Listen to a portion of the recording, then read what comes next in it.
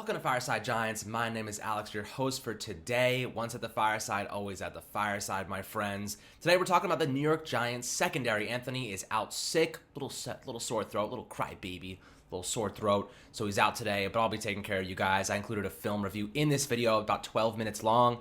Just taking a look at James Bradberry, Dory Jackson, Darnay Holmes, the three guys I expect to be starting this year.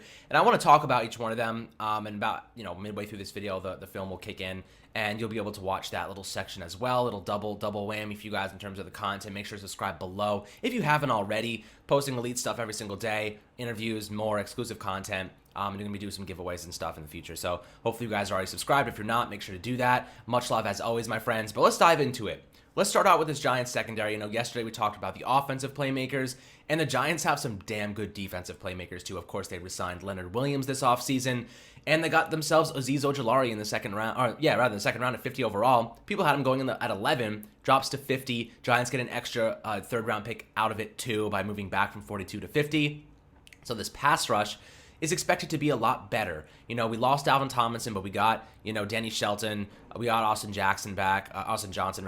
So I'm excited about some of these playmakers up front for the Giants, and it's going to help the secondary tremendously because when you have a good secondary, coverage sacks are plentiful. The Giants had 40 sacks last year, which ranked 12th in the NFL, surprisingly with Carter Coughlin and Jabal Shared as their starters once O'Shane and Lorenzo Carter went down.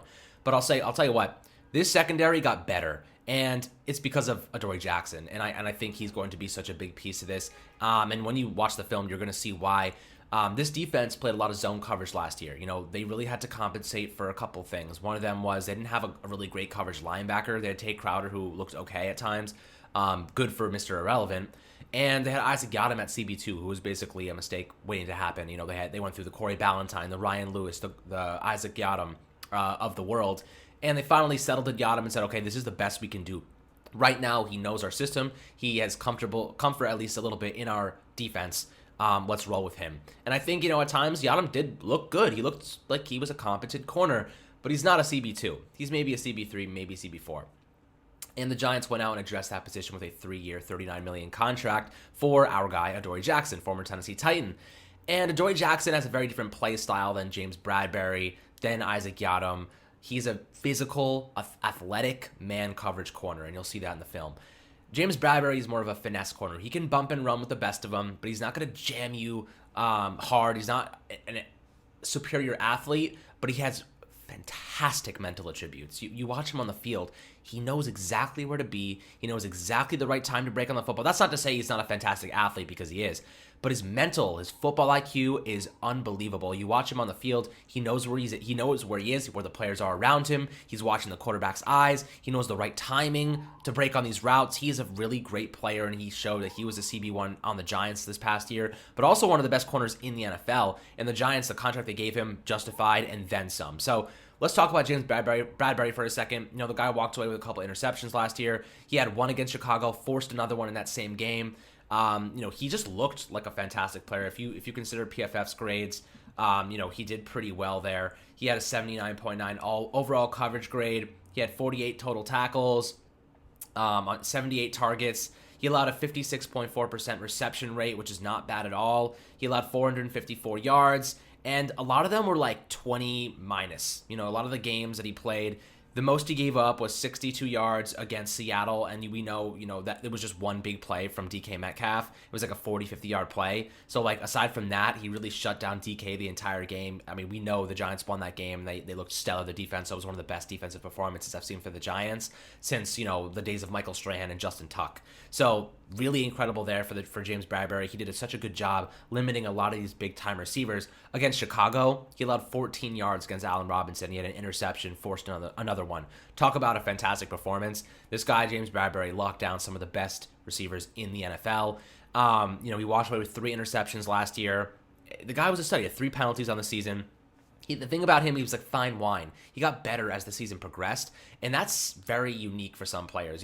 Some players, they fatigue sets in, they get in over their head, injuries, whatnot. James Bradberry got better as the season went on, and that's what you love to see in some of these players, like especially in the secondary, as they get more comfortable, as they learn the system, they get more chemistry with their playmakers on defense, they get better as well. And he's a finesse type of player. He's a quiet guy. He leads by example. He's like the Eli Manning of the defense. He plays. He got COVID, I think, last year, and he was out for a game or two. I think he missed the Cleveland game. But for the most part, James Bradberry was, actually, I don't think he got COVID. I think he was like in close to somebody who got it, and he had to miss a game because of it. But at the end of the day, one of our best free agent signings. Shout out to Dave Gettleman, Joe Judge for finding him, and Patrick Graham too. He's a former Dave Gettleman guy, drafted in Carolina. So really great player for the Giants. He's going to be a major piece of the secondary moving forward. And, he is the pinnacle of what we expect from these guys. Now, moving on to CB2, we have Adora Jackson, right? Adora Jackson, I mean, what more to say about him than he is one of the most physical man coverage corners. When he is playing his game healthy, he is a CB1. The Giants have him at CB2. So he's going to be going up against lesser competition. He's going to be able to use his aggressiveness. The Giants, I think, will want to go back to their man coverage scheme in terms of what Patrick Graham likes to do. He loves to use man coverage. He did it in Miami. He did it in the past. He was forced to use zone coverage because of Isaac Yiadom and, not having that covered linebacker next to Blake Martinez. They did a really, really great job in zone coverage, but they can do so many different things next season. They can get very creative. They can use their 3-4 disguise coverages, and they can really rush the passer with 4 guys. I know a lot of times they rush the passer with 3 guys on third down. Tried to use their secondary to cover things up, and it kind of bit them in the butt a couple times here and there. But they can rush the passer on third downs, 4-man rush, sit back in coverage, man coverage with James and Adoree. Let your safeties take over. Let Logan Ryan, Jabril, and Xavier McKinney really hold down that middle of the field and really, just do well with those tight ends and those running backs in the flat. Then you, of course, have Darnay, we're going to talk about in a little bit as well. So when it comes to Dory Jackson, he is a very reactionary corner. He is athletic, superior athlete. You'll see in the film review, there's a play against DeAndre Hopkins where he gets destroyed on the release. DeAndre Hopkins gives him a nice jab step to the outside to fake an outside release, but then he jumps back inside. He stacks him really quickly. He completely wins the route off the bat. And Adora Jackson has, incredible speed. So he makes up the ground, and he actually ends up getting to the outside shoulder of DeAndre Hopkins on this 60-yard bomb by Deshaun Watson. He gets to the outside shoulder, and he actually intercepts the pass. So you'll see that in a little bit. But I love what the Giants did with Adora Jackson in terms of signing him. Maybe a little overpriced at 3 years, $39 million, but at the end of the day, they're playing for Daniel Jones's rookie deal right now. They're trying to shore up some of their holes, and cornerback was one position that they thought, we can get a guy in free agency and shore up that spot. They did just that with Adora Jackson. Physical corner, really good at the catch point. He's fast as hell. He's had some injury histories in the past, but he's fully healthy. The Giants vetted all of their free agent signings this year incredibly in terms of medicals. So they know he's healthy. They know he's ready to go. He had a knee injury last year. He missed pretty much the entire season. Then he got torched when he came back because he just wasn't ready to play. But now you have the full preseason. You have the full training camp, a full installment of this defensive system. And he has a lot of great players around him to help catch him up really quickly, like James Bradberry and Logan Ryan, who are just good buddies of his, or at least Logan Ryan's he considers him a little brother. So he'll help him get him up into speed. It's just really great to see all these players have, friendships, great chemistry. It's special. This defense has the ability to be special. I think top 5, maybe even one of the best, if not the best defense in the NFL this year. I think that's what they're capable of being, if the very least a top 10 defense, which is still amazing. But Adora Jackson, man, great player. I think he's going to be really, really solid for the Giants. He had 2 interceptions back in 2018. That was really his most productive season. Last year, again, he didn't really play that much. He kind of struggled. But 2018 was his standout year. He had a 69 overall coverage grade. But he's also really good as a tackler and in run defense. He can really secure that edge as a corner, detach from wide receiver blocks on the outside and make plays. In 2018, he allowed 823 yards, which wasn't great. That one awful game he had against Indianapolis in Week 11, he gave up 172 yards. That was a big anomaly. But I think in this system, it also comes down to coaching, right? The Giants obviously have a very good defensive coordinator in Patrick Graham. They have very good assistant coaches, and I think Adora Jackson is going to benefit from that, and then the trickle-down effect that Anthony talks about all the time. When you have better players ahead of you, it makes you better as well. So I think Adora Jackson is going to pan out for us. I think if he stays healthy, he will pan out, and his aggressive man coverage style is going to fit what we're trying to do exactly, because we want to send more blitzers. We want our cornerbacks to lock down guys in the secondary. and our safeties to help over top. So we can send those linebackers, we can send our strong safety and Jabril Peppers off the edge and really get after them. But let's look at Darnay Holmes now. Darnay Holmes obviously, had some struggles last year. He had a couple penalties that were big for us. I know one of them was against Dallas. He missed a couple games due to injury. But I think that he's actually one of the better corners on this team too. And I'll tell you why. He's a very aggressive kid. He came from UCLA. The kid, he has a history, man. He has a hell of a background. He ended up sleeping at the team facility on like pads while his mom moved in with him in his dorm room or his apartment with his buddy. He's had a life. He's had a tough life, and I'll tell you what, he has a chip on his shoulder. He's a good dude. Darnay Holmes is a good dude, and I want to give him that opportunity to start next season. And he's aggressive. The reason he got injured, there was one play against Seattle where he goes flying in from the flats. You'll see it in the film review. And he takes out Will Dillsley, who's about twice his size. And he goes in like a missile, and he hits him right in the thighs.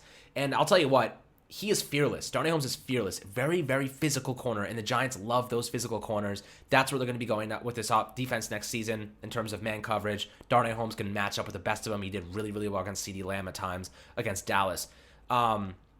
But then he missed that second Dallas game, which really hurt that defense rather. So when it comes to Darnay Holmes, I think that, if he stays healthy, if he gets the proper reps, the proper action, he's going to be a great, great player for the Giants. Now, I know the Giants did also draft UCF slot corner, nickel corner, Aaron Robinson, who's another really great, aggressive man coverage corner who could also push him for starting reps. So that's going to be a really nice position battle to keep an eye on, Aaron Robinson and Darnay Holmes. I think Darnay will inch him out this time because of the experience he has at the NFL level. But Robinson is a third-round pick. The Giants leapfrog Dallas and Philadelphia to snag him.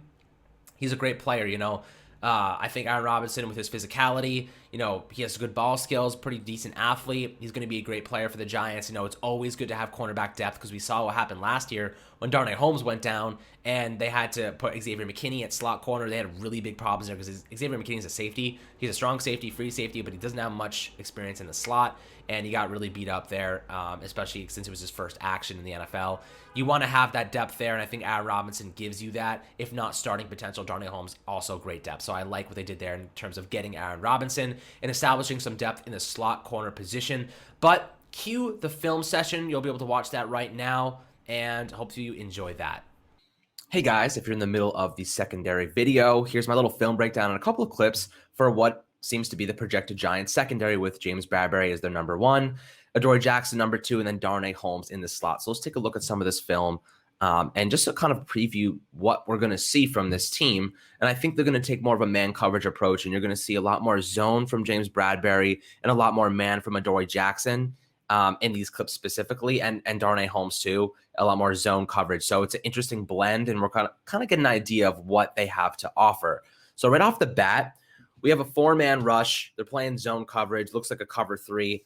And you have James Bradberry on the far side of the field, right? He's on the far side covering Allen Robinson. And he makes he's basically just keeping that eye on the quarterback, watching the eyes of the quarterback, watching the eyes. And then bam, he sees that deep in route for A-Rob, and he breaks on it.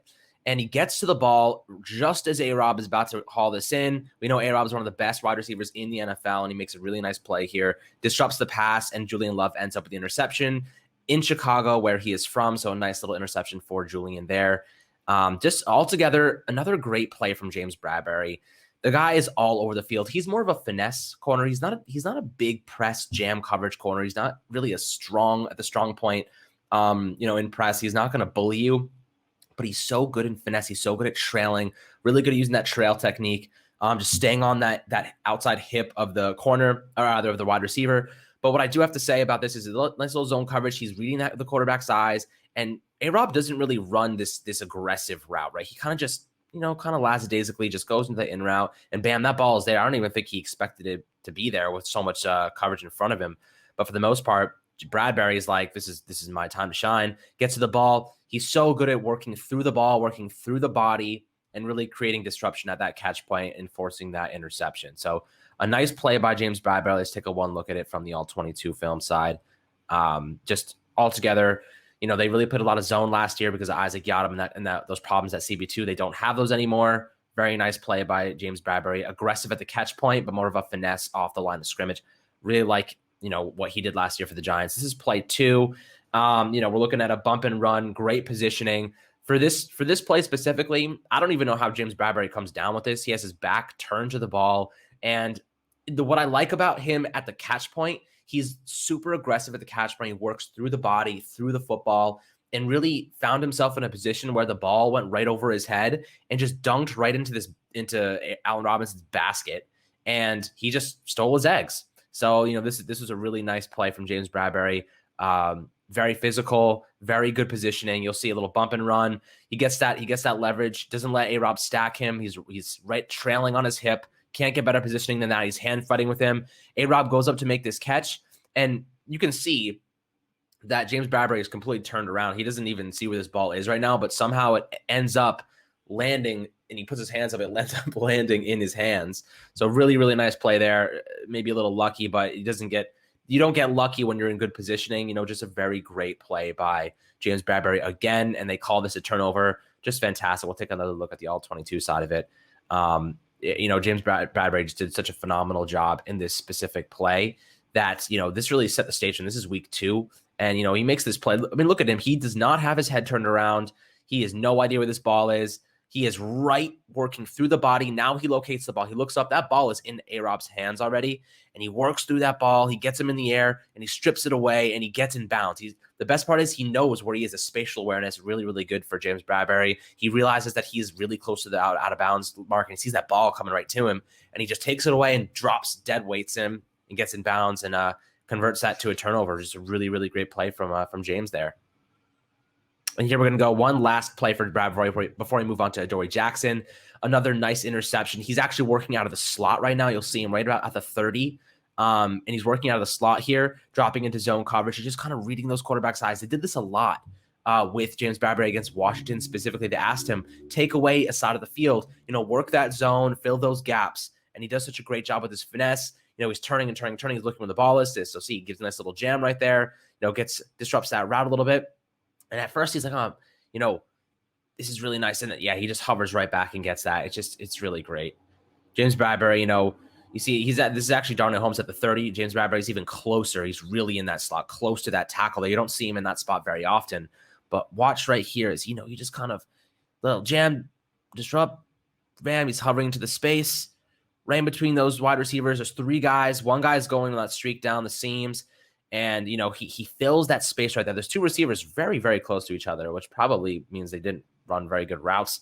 But I'll tell you what, he hovers into that space very nicely, and he just fills that gap, and Kyle Allen makes a mistake here, and he throws it right to James Bradberry. I mean, it's right to him. I don't know how he didn't see him, but for the most part, that zone coverage for Bradberry worked out really well last year. They knew how to get him into good positioning to make plays. And, it benefited the Giants tremendously. Let's take a look at the all-22 side of it. So here we are again. See him in the slot here right next to Kyler Fackrell. And bam, he's just, he's hovering. He's looking. He has his eyes on the quarterback. He's looking where he's looking. He knows, oh, okay, Kyle Allen's looking right at me, meaning he's probably going to throw this. The receivers are running behind me. I should probably drift back a little bit. Undercuts this route, bam, interception, easy. That probably was the easiest interception of his entire career. Basically just hovered backward a couple feet and then bam, right to him. And Terry McLaurin tries to make him pay. And here we go for Adora Jackson. And this is, he's manned up. This is DeAndre Hopkins, guys. This is Deshaun Watson, DeAndre Hopkins, one of the best duos, or really past duos. He's on Arizona now. But DeAndre Hopkins at Houston was borderline unstoppable. He still is.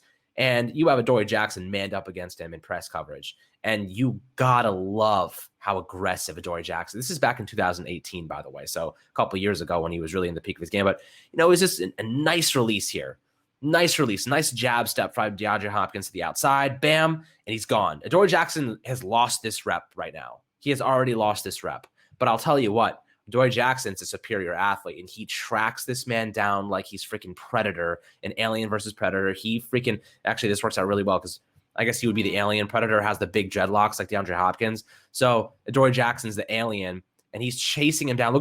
Turns on the afterburners too. You see DeAndre Hopkins put up that hand, and Deshaun Watson's like, all right, you want it? I'm going to give it to you. And he launches this thing about 40, 50 yards, And you can already see DeAndre Hopkins had stacked Adoree Jackson. Adoree Jackson has now caught up with his reactionary speed. He has now caught up. He is on the outside shoulder. He has great positioning. He has his eyes on the ball the whole way. He has safety help right underneath. And he goes up and makes a fantastic interception. Incredible athleticism, turns this ball over. That is what you're getting in Adoree Jackson. Athletic attributes that you cannot compare to most other corners. Very aggressive at the catch point. He can man up. He has a fantastic makeup speed. That was one of the reasons that Anthony loved Caleb Farley so much during the draft, because his makeup speed was elite. Adoree Jackson has that same makeup speed, and he can go up and he can high point a football and he can make a catch like that. Very, very nice.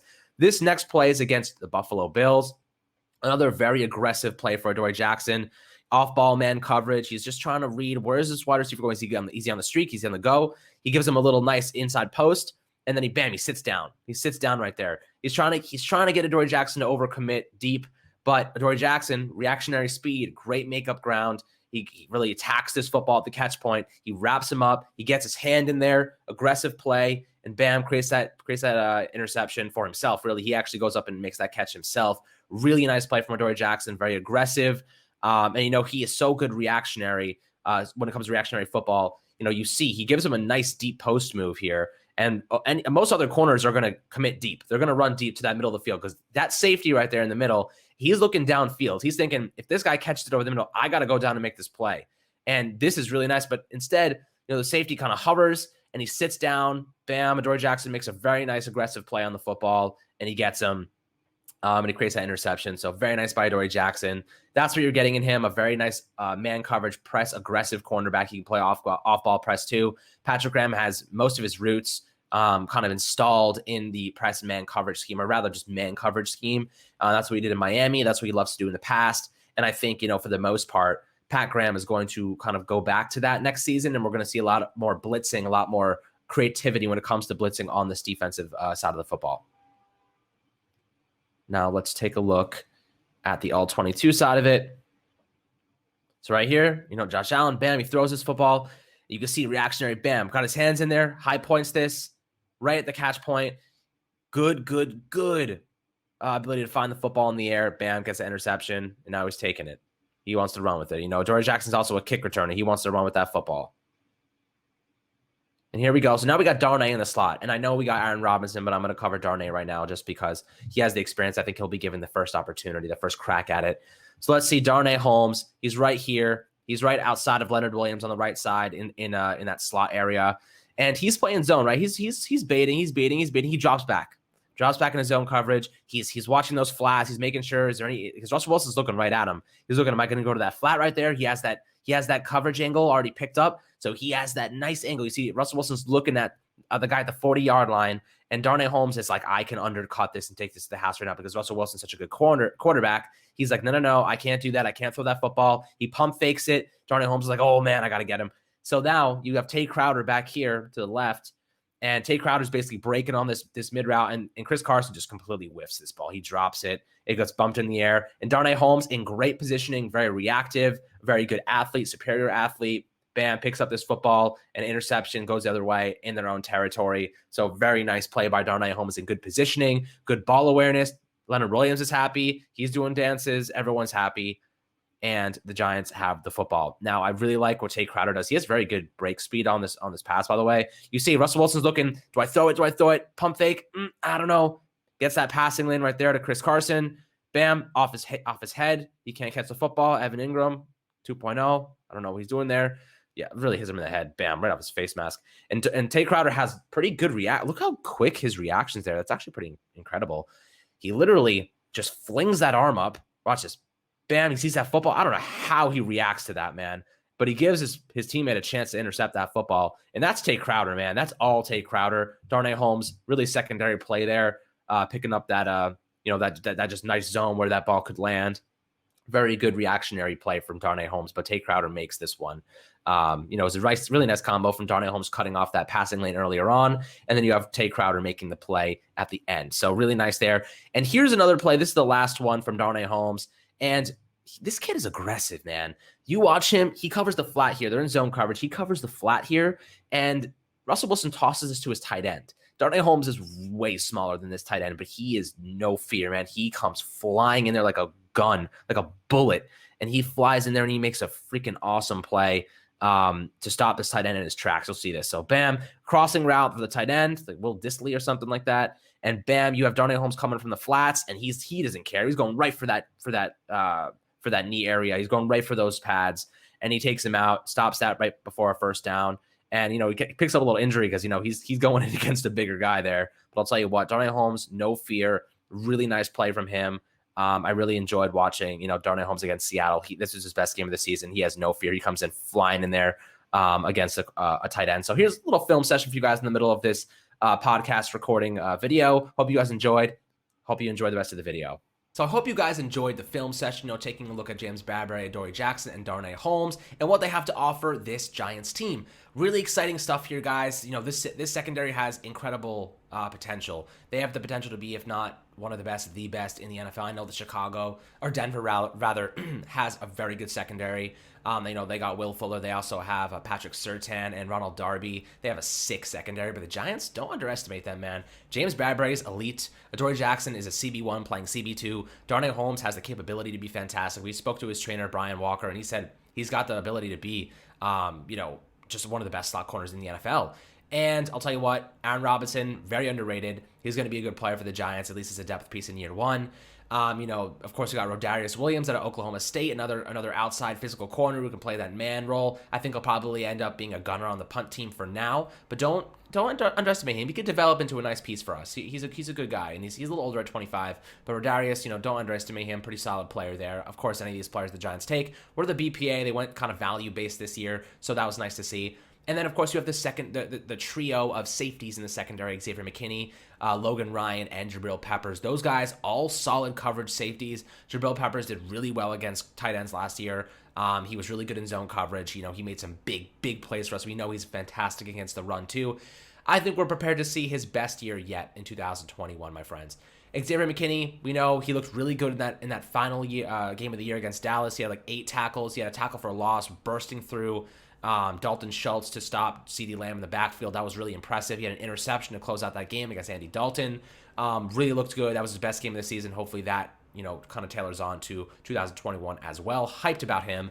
And of course, Logan Ryan, our esteemed stoic leader on defense, that veteran guy, holds it all together. I see him as that glue, that real glue that kind of pieces together the veterans and the younger guys and the chemistry. He came in there, he helped coach up some of those younger guys, give them some really great pointers.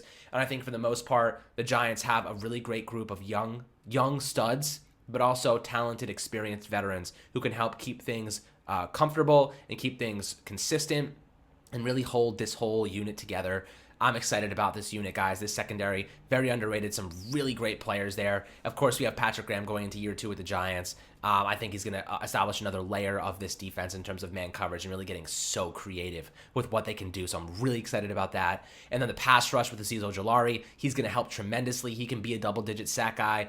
The knee injury, I don't see where that even came into play. Even Dave Gettleman said, I don't even know where that came from for the most part. But I'll tell you this, if that pass rush holds up and they do well, it's going to make the secondary look even better because it's going to force quarterbacks to throw the ball faster. It's going to force them to make riskier choices, and they're going to get more turnovers because of it. They also had a lot of forced fumbles last year. James Bradberry had a couple. Darnay Holmes had one. Logan Ryan had a couple. They did just a tremendous job. Jabril Peppers had a few too. This is a very, very talented defense that's capable of turning the ball over consistently. So I'm super excited to see what they can do in 2021, guys. But I hope you enjoyed this video talking about the secondary, how good they can freaking be. They're going to be very, very talented. I'm really excited to see what they can do. Make sure to hit subscribe below on YouTube if you haven't already. Much love as always. Turn on those notifications for Spotify, Apple, and YouTube, my friends. Once at the fireside, always at the fireside. We'll catch you guys on the next one.